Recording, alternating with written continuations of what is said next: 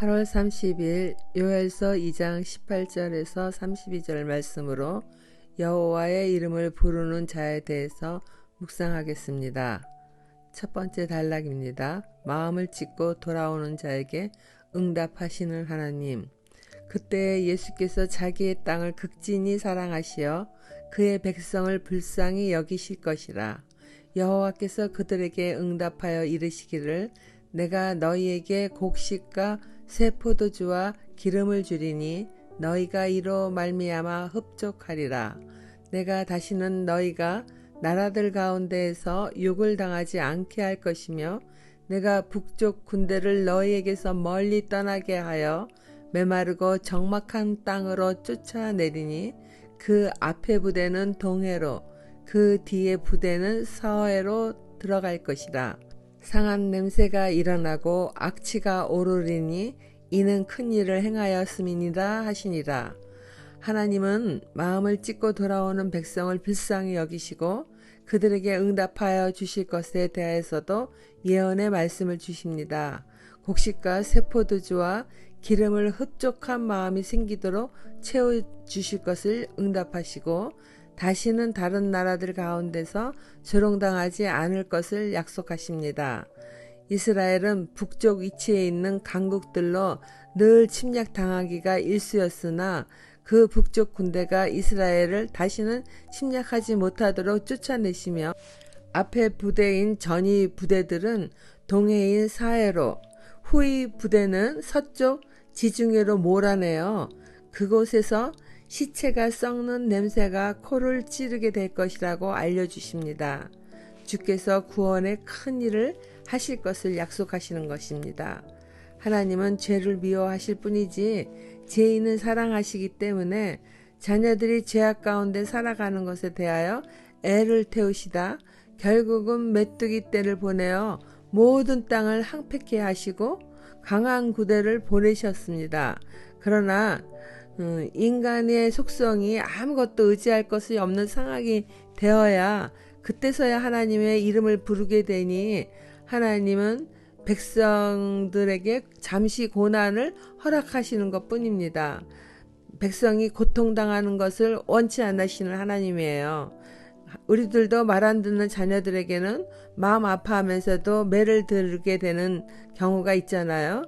이처럼 하나님은 고난을 통하여 자녀들을 올바른 길로 다시 부르시고 새롭게 하여 주시는 분이십니다. 적용 질문입니다. 나의 작은 회개에도 크게 응답하신 주의 은혜를 경험한 적이 있습니까? 그 은혜에 오늘 나는 어떻게 응답하겠습니까? 두 번째 보겠습니다. 무너진 땅을 회복시켜 주시는 하나님. 땅이여 두려워하지 말고 기뻐하며 즐거워할지어다. 여호와께서 큰 일을 행하셨음이로다. 들 짐승들아 두려워하지 말지어다. 들의 풀이 싹이 나며 나무가 열매를 맺으며 무화과 나무와 포도나무가 다 힘을 내는도다. 시온의 자녀들아 너희는 너희 하나님 여호와로 말미암아 기뻐하며 즐거워할지어다. 그가 너희를 위하여 비를 내리시되 이른 비를 너희에게 적당하게 주시리니 이른 비와 늦은 비가 예전과 같을 것이라. 마당에는 밀이 가득하고 독에는 새 포도주와 기름이 넘치리로다. 내가 전에 너희에게 보낸 큰 군대 곧 메뚜기와 느치와 항충과 팥중이가 먹은 횟수대로 너희에게 갚아주리니 너희는 먹되 풍족히 먹고 너희에게 놀라운 일을 행하신 너희 하나님 여호와의 이름을 찬송할 것이라. 내 백성이 영원히 수치를 당하지 아니하리로다. 그런즉 내가 이스라엘 가운데 있어 너희 하나님 여호와가 되고 다른 이가 없는 줄을 너희가 알 것이라. 내 백성이 영원히 수치를 당하지 아니하리로다. 하나님을 떠나 살던 주의 백성이 여호와의 이름을 부르며 돌아오면 땅이 회복되어 나무들이 힘을 내어 열매를 맺고 곡식을 소출하며 들 짐승들도 더 이상 두려워하지 않게 됩니다. 22절에 들 짐승들아 두려워하지 말라는 말씀은 우리도 산불로 인해서 호주의 동물들이 수없이 그렇게 애처롭게 죽어가는 안타까운 상황을 보았기에 더욱 마음에 와닿는 것 같습니다. 산불로 인해 까맣게 타버린 나무들이 새롭게 잎을 내며 살아나는 것처럼 하나님의 피조세계도 하나님의 백성이 죄를 벗어버리고 하나님의 이름을 부르며 돌아오면 회복시켜 주실 것을 말씀하시는 것입니다. 메뚜기 떼로 황폐해진 땅에서 마당에 밀이 가득할 정도로 소출을 내고 새 포도주와 기름이 넘칠 것입니다. 모든 것이 풍족하게 채워주시고 새롭게 회복시키시는 하나님을 찬송하라 말씀하십니다. 하나님은 이스라엘이나 믿는 우리의 하나님이 되어주셔서 다시는 죄로 인한 수치를 당할 일이 없도록 우리를 보호하실 것을 약속하십니다. 이른 비와 늦은 비를 알맞게 적당하게 주시며 나무들이 힘을 내는 것뿐만 아니라 욥이 고난을 통과한 뒤 모든 것에 갑절로 축복을 받은 것처럼 하나님의 이름을 부르는 백성에게는 넘치는 은혜를 베푸시겠다고 하십니다. 적용 질문입니다. 내게 속한 것 중에 무너진 것이 있습니까? 그것의 회복을 위하여 주의 이름을 간절히 부르며 기도하십니까? 만민에게 하나님의 영을 부어주심. 그 후에 내가 내 영을 만민에게 부어주리니 너희 자녀들아 장래일을 말할 것이며 너희 늙은이는 꿈을 꾸며 너희 젊은이는 이상을 볼 것이며 그때 내가 또 내 영을 남종과 여종에게 부어줄 것이며 내가 이적을 하늘과 땅에 베풀리니 곧 피와 불과 연기 기둥이라. 여호와의 크고 두려운 날이 이르기 전에 해가 어두워지고 달이 핏빛같이 변하려니와 누구든지 여호와의 이름을 부르는 자는 구원을 얻으리니 이는 나 여호와의 말대로 시온산과 예루살렘에서 피할 자가 있을 것이며 남은 자 중에 나 여호와의 부름을 받을 자가 있을 것임이니라. 자녀들의 삶과 세상 피조물들을 회복시키신 뒤 돌아온 주의 백성 모두에게 하나님의 영을 충만하게 부어주실 것을 약속하셨습니다. 하나님의 영은 전능하신 성령으로 하나님이십니다. 하나님의 능력이며 믿는 자들 누구에게나 충만히 임하신다는 약속입니다.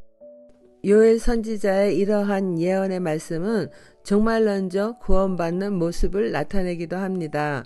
성령으로 충만하여 자녀들은 장래일을 말하며 늙은 사람도 꿈을 꾸게 되고 젊은이는 이상을 볼 것이라 합니다. 오순절의 성령 강림으로 믿는 자들에게 초자연적인 일들이 수없이 일어나 그 능력이 오늘날 우리에게까지 하나님을 알 수 있고 믿게 해주었지 않습니까? 성령은 지금도 계속해서 믿는 자녀들과 동행하시며 이와 같은 하나님의 큰 은혜를 체험케 하십니다. 요엘 선지자는 마지막 날이 이르기 전에 자연세계의 해가 어두워지고 달이 핏빛같이 변하는 일에 대해서도 예언하셨는데 그러한 일들이 벌어질지라도 누구든지 여호와 하나님의 이름을 부르는 자는 구원을 얻게 될 것입니다. 여호와의 이름을 부르는 자는 환난 가운데서 피하게 될 것을 약속하십니다. 이와 같이 하나님은 죄를 심판하시지만 주의 이름을 부르며 돌아오는 자에게는 값없는 구원을 약속하십니다. 그러므로 하나님이 말씀을 주셔서 깨달음을 주실 때 속히 돌아가야 합니다. 적용 질문입니다. 주님이 나를 구원하여 주신 것을 믿으십니까? 내가 오늘 주의 이름을 불러 간구해야 할 일은 무엇입니까? 부어주시는 하나님의 영으로 충만한 삶을 살고 계십니까? 성령의 충만함은 주 안에서 나의 꿈과 소망을 위하여 인도하여 주신다는 것을 믿고 따르십니까? 기도하겠습니다. 아무것도 구원받을 일을 행하지 않은 저를 무조건적인 사랑으로 구원하여 주심을 감사드립니다. 또한 성령으로 매사의 모든 것을 도우시고 채워주시며 인도하여 주심을 감사드립니다. 말씀을 사랑하여 하나님의 뜻을 바로 분별하여 듣고 따르는 지혜로운 삶을 살게 하여 주시길 바랍니다. 하나님을 사랑하고 이웃을 사랑하라는 큰 계명의 말씀을 실천하는 삶을 살기 원하오니 잘못된 길을 걸어갈 때는 속히 깨달음을 주시고 바로 잡아주세요. 예수님 이름으로 기도드립니다. 아멘.